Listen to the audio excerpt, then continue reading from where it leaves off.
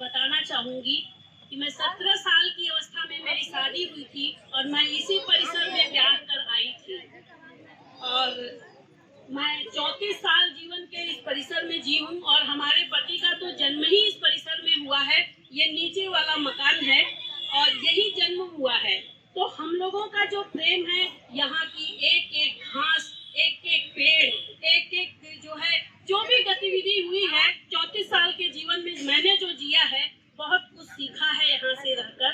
और बहुत सारे आंदोलनों में, बहुत कार्यक्रमों में यहाँ की बहुत सारी गतिविधि होती रही है और एक अलग प्रेम है।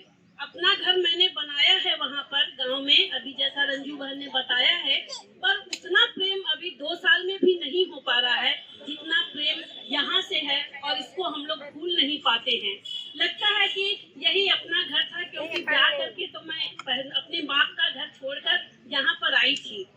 तो इस धरोहर को बचाने के लिए जितना भी प्रयास होगा, हम नहीं आ पाए क्योंकि मेरी बुजुर्ग बुआ जी बीमार हैं और बिस्तर पे हैं एकदम 1 महीने से। मैं उनकी सेवा में लगी हूँ, पर मैं मन से यही थी और लगा कि मैं जाऊंगी। 30 तारीख को भी आना था। मैं सोची कि पहले बुलडोजर के सामने मैं आऊंगी, क्योंकि मुझे बहुत प्रेम है इस संस्था से, बहुत ज्यादा लगाव है यहाँ से और यहाँ की भूमि से, क्योंकि हमारे पूर्वज जो देकर गए हैं हम लोगों को दिशा, उसको हम लोग जी रहे हैं।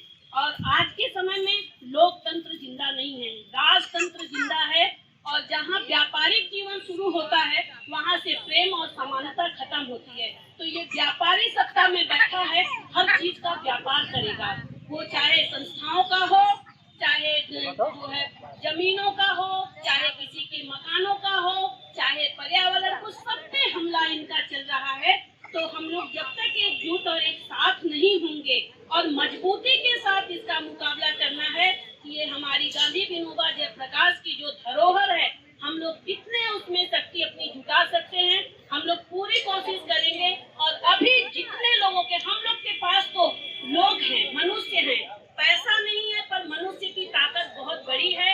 हम मानव लोग, सभी लोग एक साथ होकर इस विरोध में लगेंगे।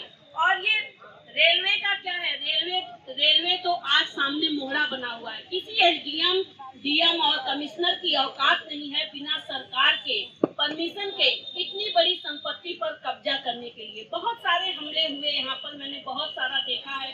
गांधी विद्या संस्थान का भी झगड़ा देखा है और मैं उसी आंदोलन में से निकली और सामाजिक जीवन में निकल गई। तो मुझे एक सामाजिक जीवन जो जीने का मिला है वो इसी संस्था से मिला है। और पिताजी को मैं बार बार नमन करती हूँ, उनको देखती हूँ और वही सोच के मैं आई कि 51 साल का व्यक्ति वहाँ पे बैठा है 5 दिन से, और मैं सोच रही हूँ कि बुआ जी को छोड़ के जाऊंगी तो कौन संभालेगा। आज बेटियों के भरोसे उन्हें छोड़ कर आई हूँ और कही हूँ कि आज हो सकता हो बुलडोजर चले तो मेरे सारे दिनों का वो पूरा हो और मैं वहाँ पे शामिल हूँ। तो सब कुछ छोड़ के आई हूँ इसलिए कि ये भी बहुत बड़ा जरूरी काम है जिसमें हमारा साथ नहीं 10 लोगों का एक तो साथ जरूर देंगे।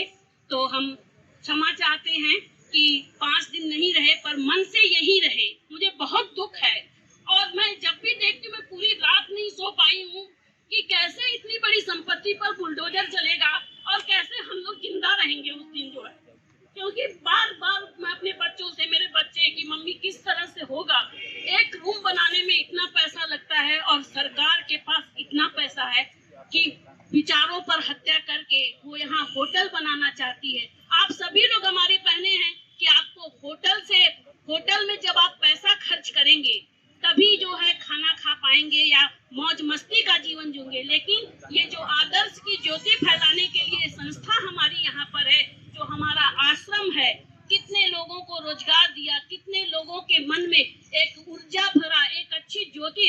आज उसी ऊर्जा को नष्ट करने के लिए सरकार जगह जगह पर हमला कर रही है। और ये मोदी सरकार तो व्यापार ही करने आई है और व्यापार करके चली जाएगी।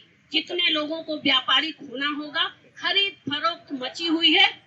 तो बस हम इतना ही करना चाहेंगे कि संस्था को बचाना है, चाहे जैसे भी, जितनी भी मेरी शक्ति होगी।